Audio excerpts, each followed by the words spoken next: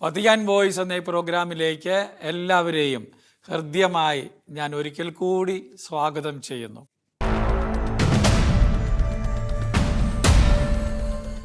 പരിശുദ്ധ പിതാവ് ലയോ മാർപ്പാപ്പയുടെ സന്ദേശങ്ങളാണ് ഇപ്പോൾ നമ്മൾ ഇവിടെ അവതരിപ്പിക്കുന്നത്.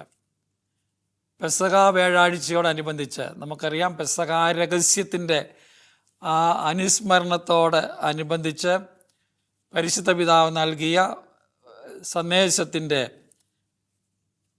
വിവരണമാണ് ഞാൻ നിങ്ങളുമായി കഴിഞ്ഞ എപ്പിസോഡിൽ പറഞ്ഞു തുടങ്ങിയത്.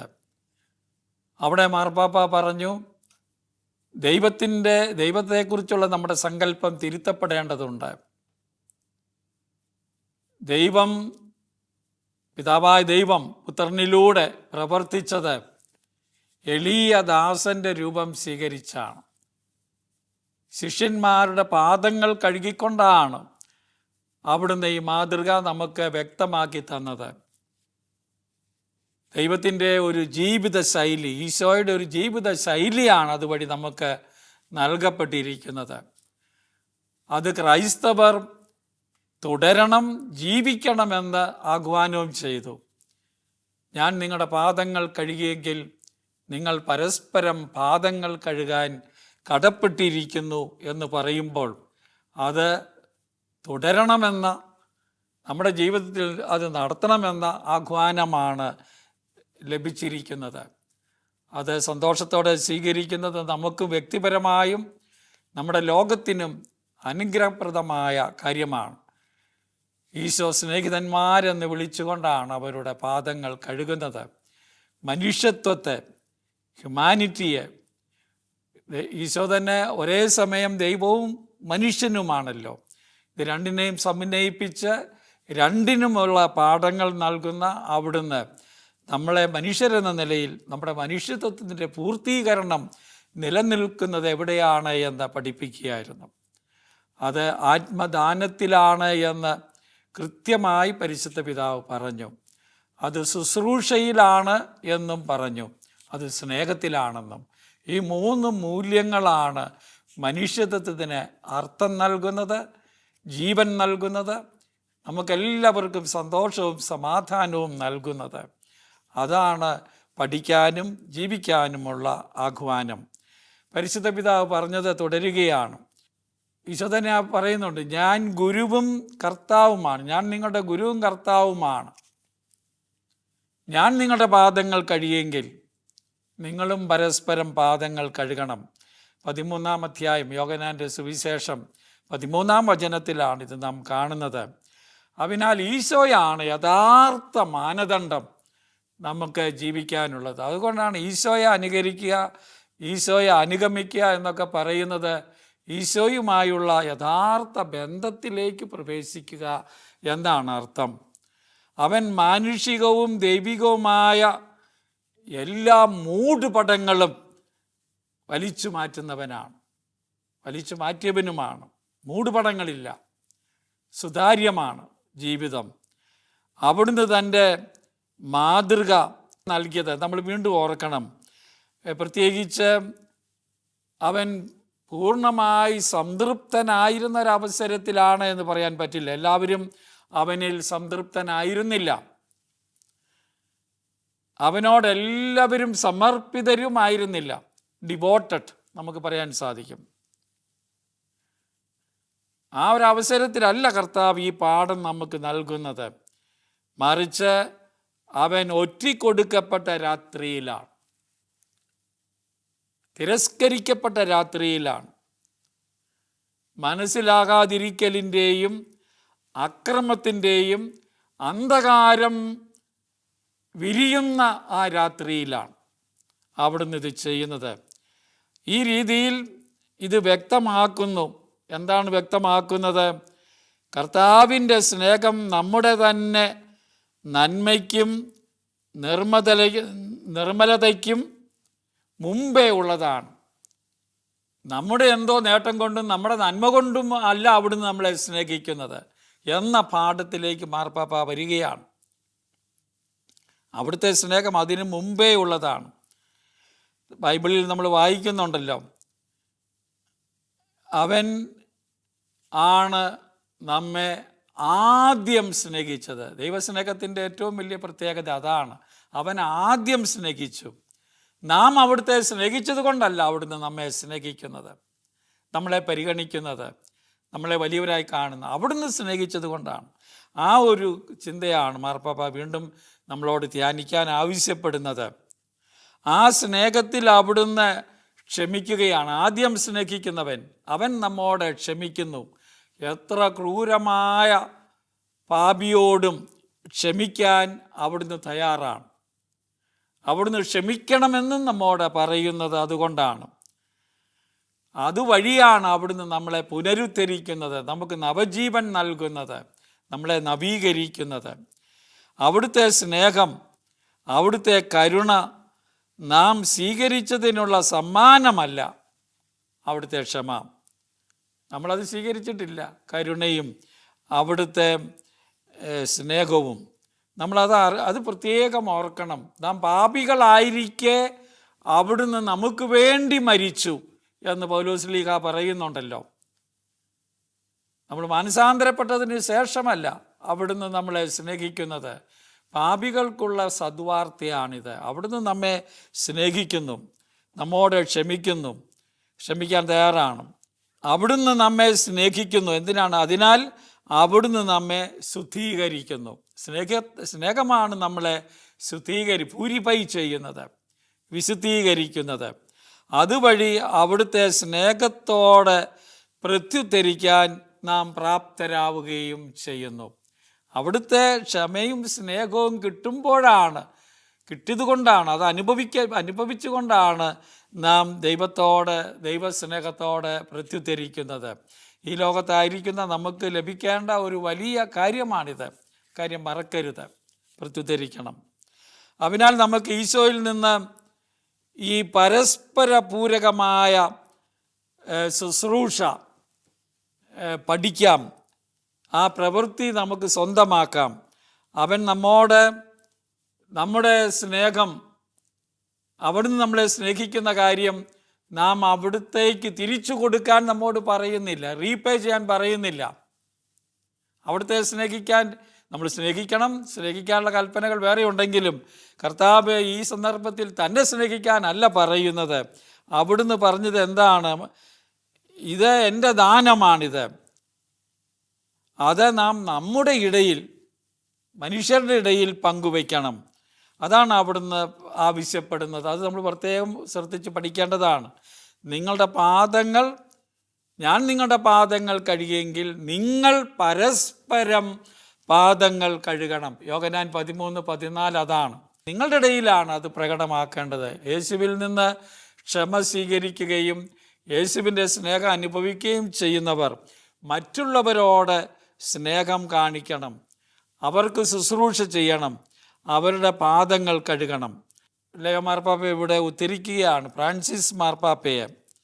അദ്ദേഹം 2013 എന്ന് പറഞ്ഞാൽ മാർപ്പാപ്പ ആയത് ആ കൊല്ലമാണ്, 2013 അന്നത്തെ ആദ്യത്തെ പെസഹായ്ക്ക് 2013 മാർച്ച് 28 നടത്തിയ പെസഹ തിരുക്കർമ്മങ്ങളിൽ പരിശുദ്ധ പിതാവ് പറഞ്ഞ ഒരാശയം ഇവിടെ നമുക്ക് വേണ്ടി ലയോ മാർപ്പാപ്പ ആവർത്തിക്കുകയാണ്. ഫ്രാൻസിസ് മാർപ്പാപ്പ പറഞ്ഞ ഇങ്ങനെയാണ്: എൻ്റെ ഹൃദയത്തിൽ നിന്ന് വരുന്ന ഒരു കടമയാണ് ഞാൻ ചെയ്യുന്നത്. ഞാനത് സ്നേഹിക്കുന്നു, ഇഷ്ടപ്പെടുന്നു. ഞാനത് സ്നേഹിക്കുന്നു, അത് ചെയ്യാൻ ഞാൻ ഇഷ്ടപ്പെടുന്നു, അത് സ്നേഹത്തോടെ ഞാൻ ചെയ്യുന്നു. എന്നാൽ അതുതന്നെയാണ് കർത്താവ് ചെയ്യാൻ എന്നെ പഠിപ്പിച്ചത് എന്ന് പറയുകയാണ്.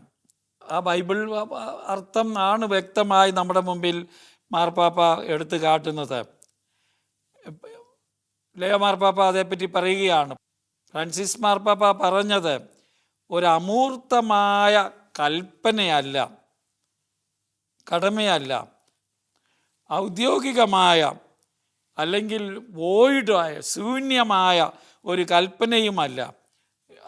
മറിച്ച് ക്രിസ്തുവിൻ്റെ ഉപവിയോടുള്ള ഹൃദയംഗമമായ ഒരു അനുസരണം പ്രകാശിപ്പിക്കുകയാണ് ചെയ്യുന്നത്. അതാണ് കാതലായ സത്യം. ക്രിസ്തുവിൻ്റെ ഉപവിയോടുള്ള ഹൃദയംഗമമായ ഒരു അനുസരണം പ്രകാശിപ്പിക്കലാണ് നമ്മൾ മറ്റുള്ളവർക്ക് ശുശ്രൂഷ ചെയ്യുന്നത് വഴി ലോകത്തിൽ അവതരിപ്പിക്കുന്നത്. അത് അവതരിപ്പിക്കാനാണ് നമ്മൾ പറയുന്നത്.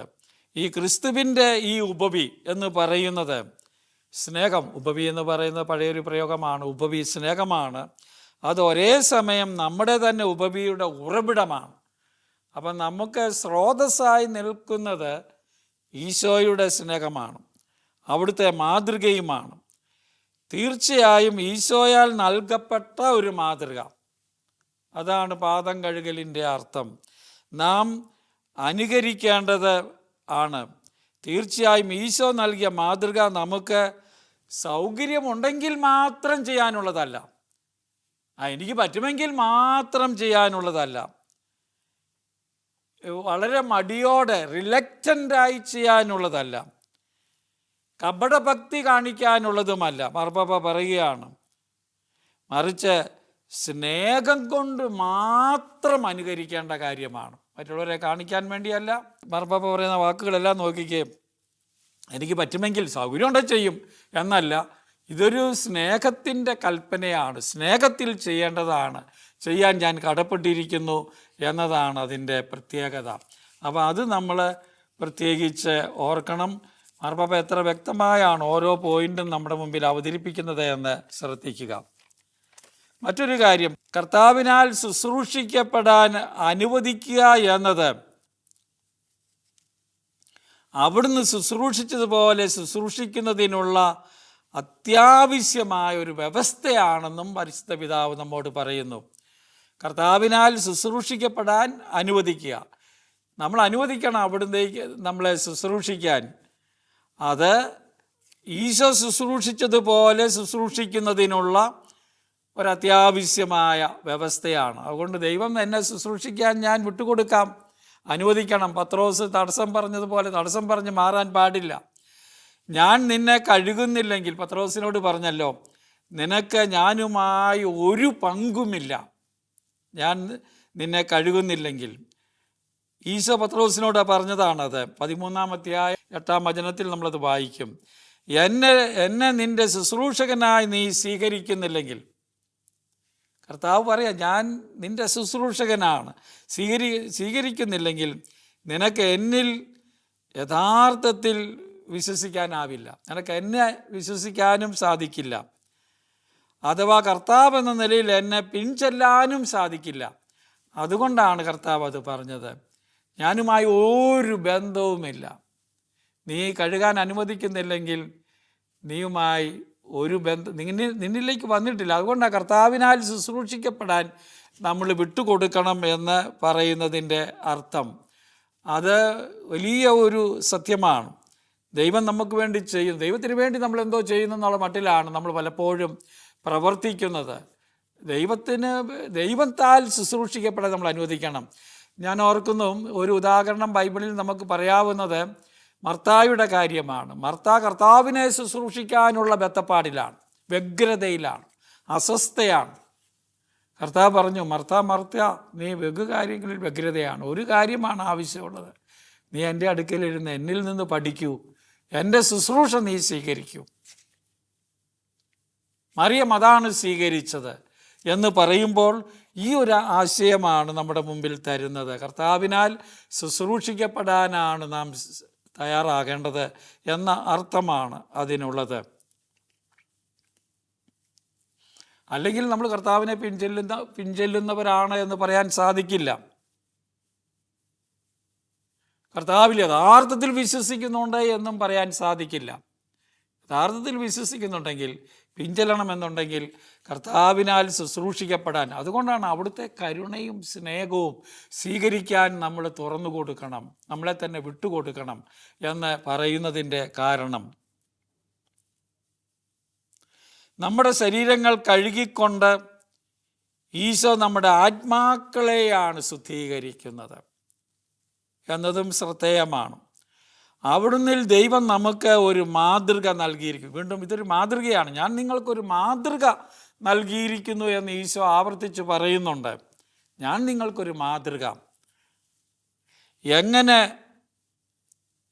ആധിപത്യം പുലർത്തണമെന്നല്ല, മുമ്പേ നമ്മൾ കണ്ടല്ലോ, കഴിഞ്ഞ എപ്പിസോഡിൽ നമ്മൾ കണ്ടതാണ്. ആധിപത്യം പുലർത്തുന്നത് മാതൃകയല്ല, മറിച്ച് എങ്ങനെ മറ്റുള്ളവരെ സ്വതന്ത്രരാക്കാമെന്നതാണ് അവിടെ നമുക്ക് സ്വീകരിക്കേണ്ട പാഠം. എങ്ങനെ ജീവനെയൊക്കെ നശിപ്പിക്കാമെന്നല്ല, മറ്റുള്ളവരെ നശിപ്പിക്കാമെന്നല്ല, മറിച്ച് എല്ലായിടത്തും എങ്ങനെ ജീവൻ നൽകാമെന്നാണ് നാം പ്രത്യേകമായി ചിന്തിക്കേണ്ടത്. അവിടെയാണ് ഈ ശുശ്രൂഷയുടെ മാനം പൂർണ്ണമായി തീരുന്നത്. അതോർക്കണം. അവിടുന്ന് അതാണ് ദൈവം നൽകിയിരിക്കുന്ന മാതൃക. അനേകം ക്രൂരമായ പ്രവൃത്തികളാൽ മനുഷ്യവർഗം മുട്ടുകുത്തപ്പെടുത്തപ്പെട്ടിരിക്കുന്ന ഒരു കാലഘട്ടത്തിലാണ് നാം ജീവിക്കുന്നത് എന്ന് പാപ്പ പറയുകയാണ്.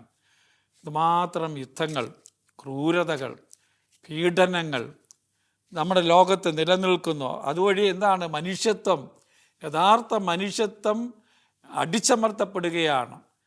അവരെ അടിമകളാക്കുകയാണ്, മുട്ടിമേൽ നിർത്തുകയാണ്. അതാണ് അതിൻ്റെ അർത്ഥം. അങ്ങനെ ആക്കപ്പെടുമ്പോൾ നമുക്ക് സഹോദരീ സഹോദരന്മാർ എന്ന നിലയിൽ മുട്ടിൽ നിൽക്കാനാണ് സാധിക്കുക. പ്രാർത്ഥനയെ പറ്റിയാണ് മാർപ്പാപ്പ പറയുന്നത്. മറ്റുള്ളവരിങ്ങനെ അടിമകളാക്കപ്പെടുന്ന അവസരത്തിൽ നമ്മളെല്ലാവരും മനുഷ്യത്വത്തിൻ്റെ ഒരു പാഠം കൂടി നൽകിയെന്ന് പറഞ്ഞല്ലോ. നമുക്കെങ്ങനെ സഹോദരീ സഹോദരന്മാരെന്ന നിലയിൽ മുട്ടിമേൽ നിൽക്കാം എന്നാണ് നാം പഠിക്കേണ്ടത്. മർദ്ദിതരോടൊപ്പം എങ്ങനെ നിൽക്കും? അടിച്ചമർത്തപ്പെട്ടവരോടൊപ്പം എങ്ങനെ നിൽക്കും? ഈ രീതിയിലാണ് കർത്താവിൻ്റെ മാതൃക പിഞ്ചെല്ലാൻ നാം പരിശ്രമിക്കേണ്ടത്, നാം അന്വേഷിക്കേണ്ടത്.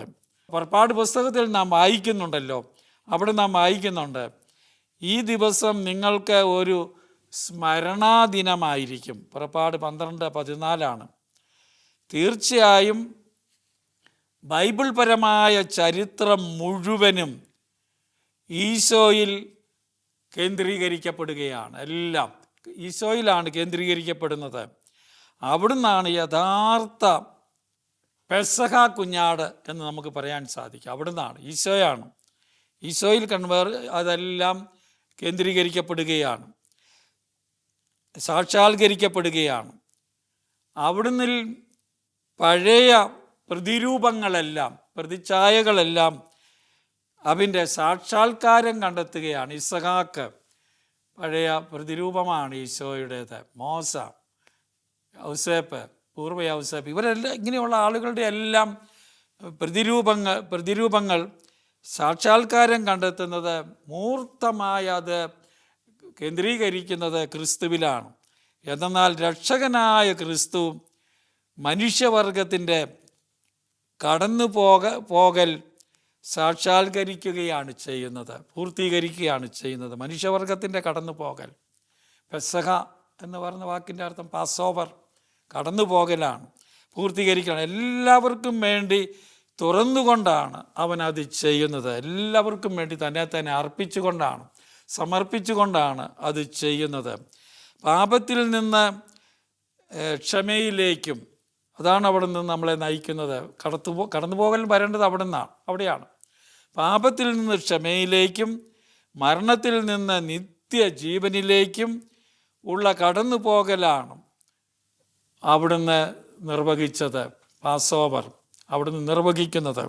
ഇതെൻ്റെ ശരീരമാകുന്നു, ഇത് നിങ്ങൾക്ക് വേണ്ടിയുള്ളത് ആണ്, ഇത് നൽകപ്പെടുന്നത്, ഇതെൻ്റെ ഓർമ്മയ്ക്കായി ചെയ്യുവിൻ എന്ന് പറയുന്ന കർത്താവിൻ്റെ വാക്കുകൾ നമ്മൾ ധ്യാനിക്കണം. കൊരിന്ത്യൻകാർക്ക് എഴുതിയ 1-ാം ലേഖനം 11-ാം അധ്യായം 24-ലാണല്ലോ ഏറ്റവും ആദ്യത്തെ വിശുദ്ധ കുർബാന സ്ഥാപനത്തെക്കുറിച്ചുള്ള ആ വിവരണം നമ്മൾ കാണുന്നത്. അപ്പോൾ അത് നമുക്ക് ഓർക്കാം. കടന്നു പോകലാണ് പാപത്തിൽ നിന്ന് ക്ഷമയിലേക്ക്, അവിടുന്ന് നൽകുന്ന ക്ഷമയിലേക്ക്, രക്ഷയിലേക്ക്, മരണത്തിൽ നിന്ന് ജീവനിലേക്ക്, വെറും ജീവനിലേക്കല്ല, നിത്യജീവനിലേക്കുള്ള കടന്നു പോകലാണ് നമുക്ക് നൽകപ്പെട്ടിരിക്കുന്നത്. അത് നമുക്ക് ഓർക്കാം. മാർപ്പാപ്പ അവസാനിപ്പിക്കുകയാണ്, ഈ സായാഹ്നത്തിൽ ഈശോയുടെ പ്രവൃത്തികളും വാക്കുകളും നവീകരിച്ചുകൊണ്ട് നാം ദിവ്യകാരുണ്യത്തിൻ്റെയും തിരുപ്പട്ട ശുശ്രൂഷയുടെയും സ്ഥാപനത്തെ അനുസ്മരിക്കുകയാണ്. അപ്പം ഈ പെസഹാ തിരുനാളിൽ 3 കാര്യങ്ങളാണ് ഓർക്കുന്നത്. ഒന്ന്, ദിവ്യകാരുണ്യ വിശുദ്ധ കുർബാനയുടെ സ്ഥാപനം. 2, തിരുപ്പട്ടം. പൗരോഹിത്യമെന്ന് പറയുന്ന ദാനം നൽകപ്പെടുന്നത് അവിടെയാണ്. അപ്പസ്തോലന്മാരെ പ്രത്യേകം അതിലേക്ക് നിയോഗിക്കുന്നത്. പാദങ്ങൾ കഴുകൽ, എളിമയുടെ സേവനത്തിൻ്റെ ഒരു വലിയ പാഠം നമുക്ക് നൽകപ്പെടുന്നത്. അപ്പോൾ ഇതെല്ലാം അനുസ്മരിക്കുകയാണ്. ഈ രണ്ട് കുദാശകളും നമുക്കറിയാം. പൗരോഹിത്യവും ദിവ്യകാരുണ്യവും ആന്തരികമായി, ഇൻറ്റിമേറ്റായി, ഇൻട്രിൻസിക്കലായി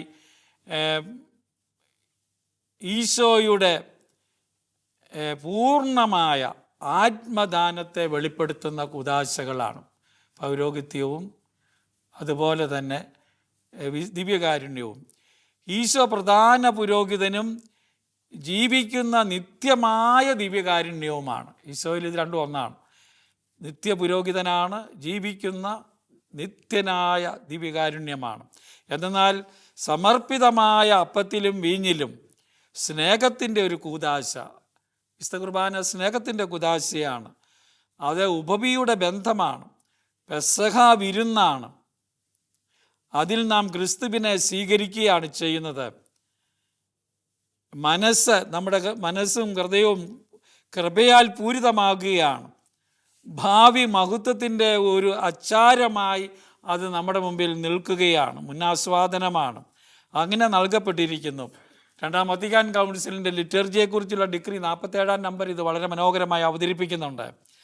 കർത്താവിൻ്റെ കൽപ്പന അനുസരിച്ച് പുതിയ ഉടമ്പടിയുടെ പുരോഹിതനായി സ്ഥാപിക്കപ്പെട്ടിരിക്കുന്ന മെത്രാന്മാരിലൂടെയും വൈദികരിലൂടെയും മുഴുവൻ ദൈവജനത്തോടുമുള്ള അവിടുത്തെ ഉപവി സന്നിഹിതമാക്കപ്പെട്ടിരിക്കുകയാണ്. പുരോഹിതനും മെത്രാനുമൊക്കെ ജനങ്ങൾക്ക് കർത്താവിൻ്റെ സ്നേഹം ഇന്ന് പകർന്നു കൊടുക്കാനുള്ളവരാണ്.